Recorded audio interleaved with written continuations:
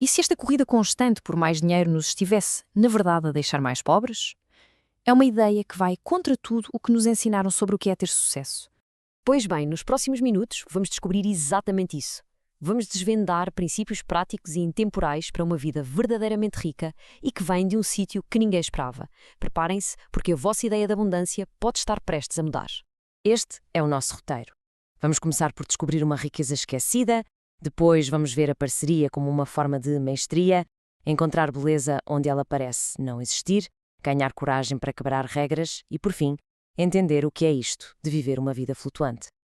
Ok, então de onde vem esta sabedoria toda? Não é de um guru da moda, mas sim de um livro de memória chinês, escrito há mais de 200 anos, por um homem chamado Shen Fu. E o mais fascinante é que Shan Fu não era nenhum mestre rico. Pelo contrário, era um funcionário público com um cargo menor, um artista que passou a vida a lutar contra a instabilidade financeira. E é exatamente por isso que as lições dele são tão poderosas. Ele encontrou riqueza nos sítios onde a maioria de nós nem se lembra de procurar. E olhem que curioso, das 6 partes originais do livro, 2 perderam-se para sempre. É quase uma metáfora perfeita para a ideia central do livro, não é? A de que a vida é impermanente e que nem tudo fica para sempre. A própria história do livro já nos ensina a sua filosofia. Vamos então à primeira grande lição de Shen Fu, e é esta. A maior riqueza que podemos ter não vem do dinheiro, mas sim de uma parceria em que olhamos para a outra pessoa como um mestre, alguém com quem podemos aprender e crescer. Vejam só esta citação da mulher dele, a Yun. Numa altura em que, convenhamos, as mulheres não eram incentivadas a ter opinião, ela debatia com ele os grandes poetas da China. Quando lhe perguntou qual preferia, ela não deu a resposta que se esperava. Defendeu o seu ponto de vista com uma mente afiada e totalmente independente. A relação deles era isto mesmo. Baseava-se em conversas profundas e num respeito mútuo gigante. Ele não queria uma mulher que apenas concordasse com ele. Queria uma companheira de alma. E as conversas deles não eram só conversas, eram rituais de crescimento. Então, como é que podemos aplicar isto hoje? Bem, primeiro, descubra uma paixão secreta da pessoa com quem partilha a vida. Segundo, com curiosidade genuína, peça-lhe para lhe ensinar. E terceiro, transforme isso num ritual vosso. Pode ser aprender a tocar guitarra, discutir um filme ou até mesmo perceber aquele jogo de computador. E aqui fica a primeira frase âncora para guardar. A riqueza não é o que se tem, é com quem se partilha. Passemos à segunda ideia. É que a verdadeira riqueza não está em ter mais coisas, mas sim em treinar o nosso olhar para encontrar beleza e alegria nos momentos mais simples. É, no fundo, fabricar felicidade com aquilo que já temos à mão. Essa história é incrível. Sem dinheiro para umas férias caras, o que é que eles fizeram? Alugaram uma cabana simples para fugir ao calor. E lá o luxo deles era pescar, ver a lua e ouvir as histórias dos vizinhos.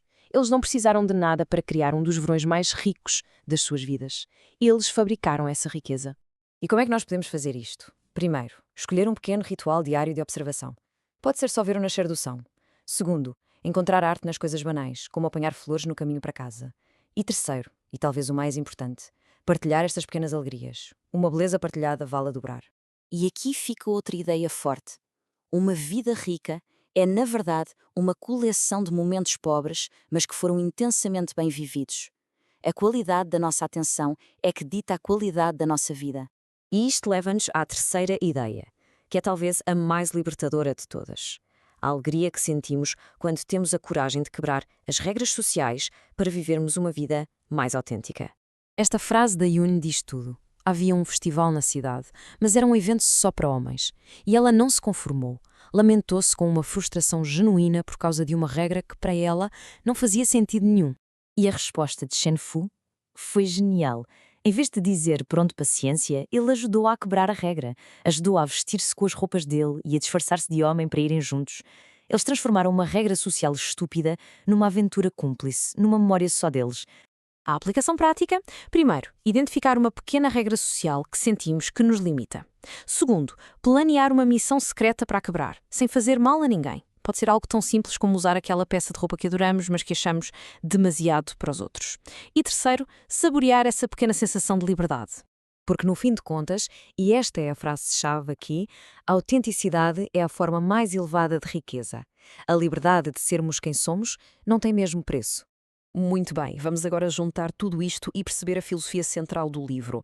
O que é que significa viver uma vida flutuante e ser, afinal, verdadeiramente rico? Esta citação de Shen Fu resume na perfeição. Viver uma vida flutuante é basicamente aceitar que tudo é impermanente. É perceber que tanto as coisas boas como as más são passageiras, como um barco a deslizar num rio. Portanto, o grande segredo de uma vida rica, para Shen Fu, não é tentar controlar tudo e lutar contra a corrente. É, pelo contrário, encontrar beleza e significado na própria deriva, no fluxo da vida. E terminamos com uma pergunta para reflexão. Se a nossa vida acabasse hoje, o que é que as nossas memórias iam contar? Iam falar de contas bancárias ou de conversas profundas, de momentos simples bem aproveitados e da coragem de termos sido nós próprios? A resposta a esta pergunta define a nossa verdadeira riqueza.